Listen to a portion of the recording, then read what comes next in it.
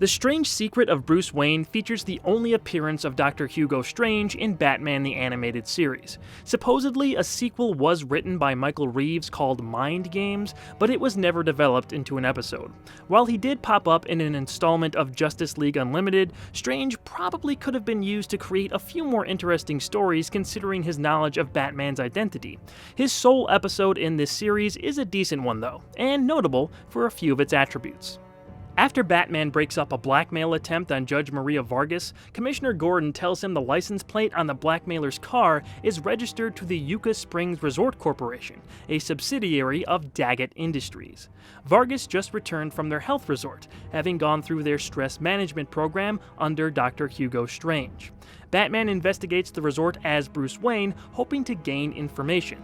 While there, he attends the same program Judge Vargas did, and Dr. Strange is revealed to be turning his client's deepest secrets into recordable images through his radiopathic monitoring device.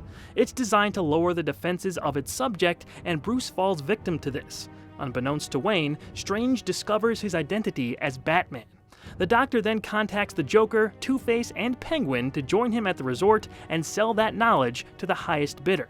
Bruce and Alfred see what's going on and try to stop Strange before the man behind the bat is revealed to his greatest enemies. There's a decent amount to like about this episode. We get another interpretation of Bruce's tragic past, a unique villain to the show, some detective work on Wayne's end, and Alfred even has a sizable role in the action. Add Batman's secret identity being in jeopardy, and 3 of his biggest adversaries into the mix, and we end up with quite a bit to discuss. The story seems to be based, at least in part, on 1977's Detective Comics number 471 and 472. That story plays out very differently, but it does show Strange finding out who Batman really is. The Hugo Strange in The Strange Secret of Bruce Wayne comes off as an old-school baddie from the 1940s and 50s with his giant brain machine and mad scientist type delivery. The character was developed back then, so it only makes sense. My radiopathic monitoring device is infallible. The Doctor is a decent foe for Bruce, as he's one of the only people who successfully extracted Wayne being Batman from his strong-willed mind. The depiction of this on screen is pretty cool. It's sort of abstract and reminds me a bit of the memories rushing back to Bruce in The Forgotten. I was only a child. There was nothing I could do. A need filled you. All-consuming. All-controlling. What was it? I wanted revenge! That's a pretty great moment, and the music elevated the visuals. Shirley Walker's animated Batman theme is still my personal favorite of all the characters' anthems. Lolita Ritmanis is actually listed as the composer here, and she did a great job. Right from the creepy title card fading in, the accompanying music is the right mix of haunting and a bit heartrending. Strange pulls a typical bad guy move and decides to contact Batman's nemesis to sell his real name for the highest price. A lot more could have been done with that idea, especially if this was a character that showed up more than once, but the execution of bringing in Joker, Two-Face, and Penguin isn't bad. I gotta say, Joker's answering machine is pitch perfect. Leave your message at the sound of the shriek. No, please, don't! Ah! Spoilers from here on out. When they're all brought together on screen, things pick up.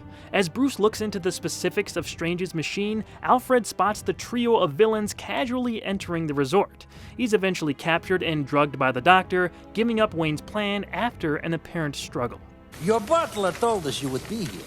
It took a dose of sodium pentothal to persuade him to talk. He is quite loyal to you.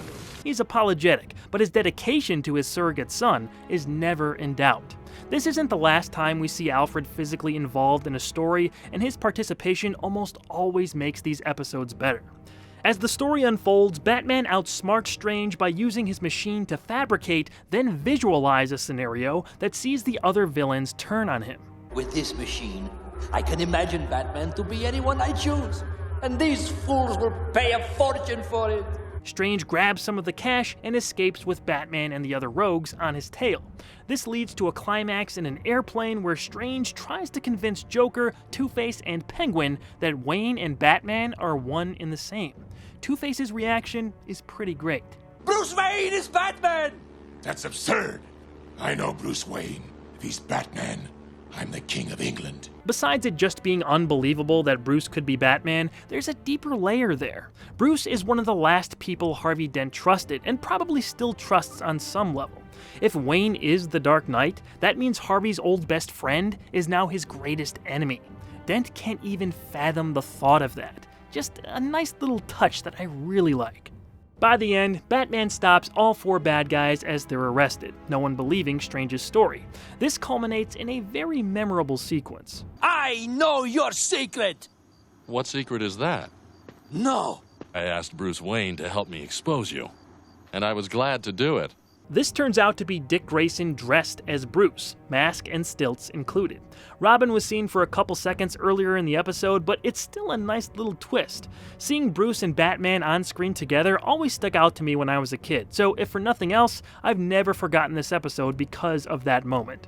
The animation here is done by Acom Productions, so it's not the best, but they do pull off a couple really nice visuals. Also, Bruce's eyes are brown, a departure from the usual black. Honestly, I kind of like that. It helps him stand out a bit, but then again, maybe there was a little too much brown in his design already.